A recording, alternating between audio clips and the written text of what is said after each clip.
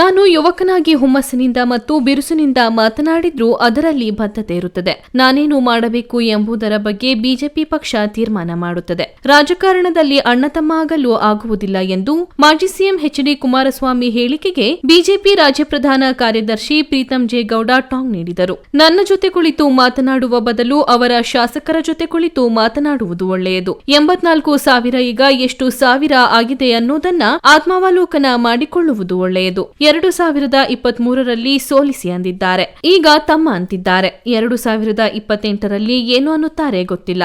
ರಾಜಕಾರಣದಲ್ಲಿ ಅಣ್ಣ ತಮ್ಮ ಆಗಲು ಆಗಲ್ಲ. ಅವರ ತಮ್ಮನನ್ನು ಪಕ್ಕದಲ್ಲಿ ಕೂರಿಸಿಕೊಂಡಿರುತ್ತಾರೆ. ಅವರ ತಮ್ಮನ ಹತ್ತಿರ ಮಾತನಾಡಿಕೊಳ್ಳಲಿ. ಅವರ ಶಕ್ತಿ ಏನಿದೆ ಅದನ್ನು ನೋಡಲಿ. ನಮ್ಮ ನಾಯಕರು ಏನು ಹೇಳ್ತಾರೆ, ಮಾರ್ಗದರ್ಶನ ಕೊಡ್ತಾರೆ, ಆ ಕೆಲಸ ಮಾಡುವೆ. ಬಿರುಸಿನಿಂದ ಮಾತನಾಡುತ್ತಾರೆ, ಯುವಕ ಅಂತಾರೆ.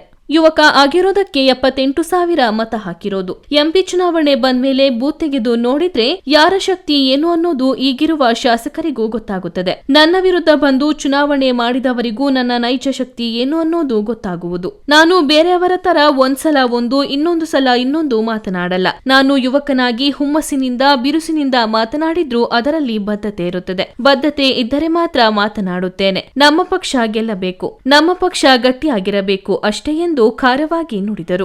ಇದೇ ವೇಳೆ ಬಿಜೆಪಿ ಮುಖಂಡರಾದ ಕಿರಣ್, ಹುಡಾ ಮಾಜಿ ಅಧ್ಯಕ್ಷ ಲಲಾಟ್ ಮೂರ್ತಿ ಹಾಗೂ ಇತರರು ಉಪಸ್ಥಿತರಿದ್ದರು. ಬಿಜೆಪಿ ಸೋಲ್ಬೇಕು ಅಂತ ಬೇರೆಯವ್ರು ಯಾರೋ ಮನ್ಸು ಮಾಡಿ ಓಟ್ ಹಾಕಿರೋದ್ರಲ್ಲಿ ಗೆದ್ದಿರೋಂಥದ್ದು. ನನಗ್ ಬಂದಿರೋ ಮತಗಳು ಪ್ರೀತಮ್ ಗೌಡನ್ ಗೆಲ್ಸ್ಬೇಕು ಅಂತ ಬಂದಿರೋ ಮತಗಳು, ಮತ್ತೆ ಅವ್ರು ಸೋಲ್ಸಿ ಅಂತ ಹೇಳಿದಾಗ್ಲೂ ಬಂದಿರೋ ಮತಗಳು. ಹಂಗಾಗಿ ನಾನು ಉತ್ಸಾಹದಲ್ಲಿ ಮಾತಾಡೋದಿಲ್ಲ, ನನ್ನ ಕೆಲಸ ಮಾತಾಡುತ್ತೆ. ಜನ ನನಗೆ ಆಶೀರ್ವಾದ ಮಾಡಿದ್ದಾರೆ. ಅವರು ಬಂದು ಸೋಲ್ಸಿ ಅಂತ 3-4 ಸಲ ಬಂದು ಹೇಳಿದಾಗ್ಲೂ ನಂಗೆ 78,000 ಓಟ್ ಹಾಕಿದ್ದಾರೆ ಅಂತ ಹೇಳಿದ್ರೆ ಪ್ರೀತಮ್ ಗೌಡ್ರ ಶಕ್ತಿ ಏನು ಅನ್ನೋದು ಹಾಸನಲ್ಲಿ ಬಹುಶಃ ಅವ್ರಿಗೆ ಅರ್ಥ ಆಗಿರುತ್ತೆ. ಅವ್ರು 84,000ದಲ್ಲಿ 44,000 ಓಟ್ ಎಲ್ಲೋಗಿದೆ ಅಂತ ಹೇಳಿ ಫಸ್ಟ್ ಅವರು ಕೂತ್ ಮಾತಾಡ್ಕೊಂಡ್ರೆ, ಅವ್ರ ಶಾಸಕರು ಯಾರು ಗೆಲ್ಸ್ಕೊಂಡಿದ್ದಾರೆ ಅವರು ಕೂತ್ ಮಾತಾಡ್ಕೊಂಡ್ರೆ ಬಹುಶಃ ಅಲ್ಲಿಂದ ಪ್ರಾರಂಭ ಆದರೆ ಒಳ್ಳೇದು. ನನ್ನ ಹತ್ರ ಕೂತ್ ಮಾತನಾಡೋದಕ್ಕಿಂತ 84,000 ಇವಾಗ ಎಷ್ಟು ಸಾವಿರ ಆಗಿದೆ ಅನ್ನೋದನ್ನ ಒಂದ್ಸಲಿ ಆತ್ಮಾವಲೋಕನ ಮಾಡ್ಕೊಬಿಟ್ಟು ನೋಡಿದ್ರೆ ಉಳಿದಿದ್ದೆಲ್ಲದಕ್ಕೂ ಉತ್ತರ ಸಿಕ್ಕೋಗ್ಬಿಡುತ್ತೆ.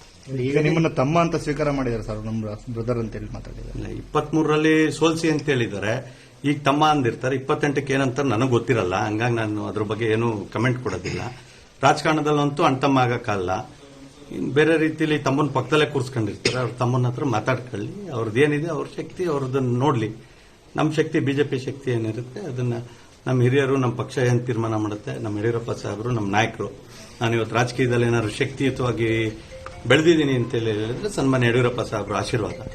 ನಮ್ಮ ನಾಯಕರು ಏನ್ ಹೇಳ್ತಾರೆ, ನಮ್ಮ ರಾಜ್ಯಾಧ್ಯಕ್ಷ ಏನ್ ಮಾರ್ಗದರ್ಶನ ಕೊಡ್ತಾರೆ ಆ ಪ್ರಕಾರ ಕೆಲಸಗಳನ್ನ ಮಾಡ್ತೀವಿ. ಮೈತ್ರಿಯ ಜೊತೆಗೆ ಈ ಕ್ಷೇತ್ರದಲ್ಲಿ ಜೆಡಿಎಸ್ ಜನತಾದಳ ಅಭ್ಯರ್ಥಿ ಗೆಲ್ಲಬೇಕು ಅಂತಕ್ಕಂಥ ಪ್ರಯತ್ನಗಳೇ ನಮ್ಮೆಲ್ಲರ ಇದು ಅಂತಕ್ಕಂಥ ಅಭಿಪ್ರಾಯನೂ ಕೂಡ ಕುಮಾರಸ್ವಾಮಿ ವ್ಯಕ್ತಪಡಿಸಿದ್ದಾರೆ. ಅವ್ರ ಪಕ್ಷದ ಅಭ್ಯರ್ಥಿ ಅಲ್ಲ, ಅವ್ರು ಗೆಲ್ಲಬೇಕು ಅಂತ ಹೇಳೋದು ಸಹಜ.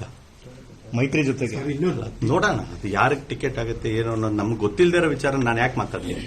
ಪಕ್ಷದವ್ರು ತೀರ್ಮಾನ ಮಾಡ್ತಾರೆ, ಅದು ಆ ತೀರ್ಮಾನ ಆದ್ಮೇಲೆ ಏನ್ ಮಾಡಬೇಕು ಅದನ್ನ ಮಾಡ್ತೀವಿ. ಅದ್ರ ಒಂದ್ ಮಾತನ್ನ ಹೇಳ್ತೀನಿ, ಬಿಡಿಸದಿಂದ ಮಾತಾಡ್ತಾರೆ, ಯುವಕರಿದ್ದಾರೆ. ಯುವಕ ಇರೋದ ಇದನ್ನೇ ಅನ್ನೋ ಕಾರಣಕ್ಕೆ 78,000 ಓಟ್ ಹಾಕಿರೋದು. ಅವ್ರು ಹಾಕ್ಸ್ಕೊಂಡಿರೋ ಮತ ಎಲ್ಲೋಗಿದೆ ಅಂತ ಒಂದ್ಸಲಿ ಆತ್ಮಾವಲೋಕನ ಮಾಡ್ಕೊಂಡು ಎಂಪಿ ಚುನಾವಣೆ ಆದ್ಮೇಲೆ ಬೂತ್ ತೆಗೆದ್ಬಿಟ್ಟು ನೋಡ್ಕೊಬಿಟ್ರೆ ಯಾರ್ಯಾರ ಶಕ್ತಿ ಏನೇನೋ ಹಾಸನ ವಿಧಾನಸಭಾ ಕ್ಷೇತ್ರದಲ್ಲಿ ಅನ್ನೋದು ಈಗಿರೋ ಶಾಸಕರಿಗೂ ಗೊತ್ತಾಗುತ್ತೆ. ನಮ್ಮ ಮಾಜಿ ಮುಖ್ಯಮಂತ್ರಿಗಳು ನನ್ನ ವಿರುದ್ಧ ಬಂದು ಚುನಾವಣೆ ಮಾಡಿದಂಥವ್ರಿಗೂ ಗೊತ್ತಾಗುತ್ತೆ ನೈಜ ಶಕ್ತಿ ಏನೇನಿದೆ ಅಂತ ಹೇಳಿ. ಹಂಗಾಗಿ ಹಿರಿಯರಿದ್ದಾರೆ, ನಾನು ಅವ್ರ ಬಗ್ಗೆ ಜಾಸ್ತಿ ಮಾತನಾಡೋದಿಲ್ಲ. ಅವ್ರು ಏನೇನಿದೆ ಶಕ್ತಿಯನ್ನ ಆ ಶಕ್ತಿಯನ್ನು ವಿನಿಯೋಗಿಸ್ಕೊಳ್ಳಿ. ಅದ್ರ ಜನ ಮಾತ್ರ ಗಮನಿಸ್ತಿರ್ತಾರೆ. 23ರಲ್ಲಿ ಪ್ರೀತಮ್ ಗೌಡನ ಬಗ್ಗೆ ಏನ್ ಹೇಳಿದ್ದಾರೆ ಅಂತ, ಈಗ 24ರಲ್ಲಿ ಬಂದು ತಮ್ಮ ಅಂತ ಹೇಳಿದ್ದಾರೆ ಅನ್ನೋದನ್ನು ಗಮನಿಸ್ತಾರೆ. 28ರಲ್ಲಿ ಏನ್ ಹೇಳ್ತಾರೆ ಅಂತಾನು ಕೌತುಕದಿಂದ ಕಾಯ್ತಿರ್ತಾರೆ. ಹಂಗಾಗಿ ನಾನ್ ಮಾತನಾಡಬೇಕಾದ್ರೆ ಬೇರೆಯವ್ರಂಗೆ ಒಂದ್ಸಲಿ ಒಂದ್ ಮಾತಾಡಿ ಇನ್ನೊಂದ್ಸಲಿ ಇನ್ನೊಂದು ಮಾತಾಡೋ ಅಂತ ಕೆಲಸ ಮಾಡಲ್ಲ. ಬಹಳ ಜವಾಬ್ದಾರಿಯುತವಾಗಿ ನಾನು ಬಹಳ ಹುಮ್ಮಸ್ನಿಂದ ಮಾತಾಡಿದ್ರು, ಯುವಕನಾಗಿ ಮಾತಾಡಿದ್ರು, ತುರುಸ್ನಿಂದ ಮಾತನಾಡಿದ್ರು ನನ್ನ ಮಾತಲ್ಲಿ ಬದ್ಧತೆ ಇರುತ್ತೆ. ಹಂಗಾಗಿ ನನ್ನ ಬದ್ಧತೆ ಇದ್ರೆ ಮಾತ್ರ ಮಾತನಾಡ್ತೀನಿ. ರಾಜಕೀಯವಾಗಿ ನನ್ನ ಬದ್ಧತೆ ನಮ್ಮ ಪಕ್ಷ ಗೆಲ್ಲಬೇಕು, ನಮ್ಮ ಪಕ್ಷ ಗಟ್ಟಿಯಾಗಬೇಕು, ಭಾರತೀಯ ಜನತಾ ಪಾರ್ಟಿ.